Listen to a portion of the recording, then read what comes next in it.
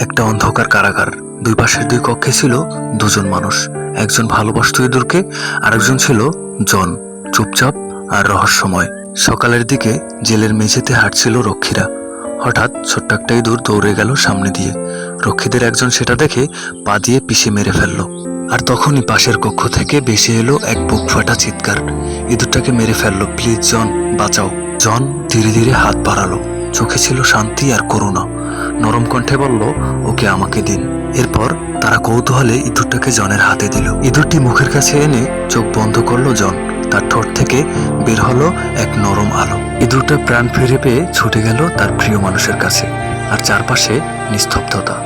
সব গার্ড তাকিয়ে থাকে জনের দিকে, চোখে বিস্ময়, মনে প্রশ্ন, এই মানুষটা কে? জন প্রাণ ফিরিয়ে দিতে পারে, তাই অফিসাররা ভয় পায়।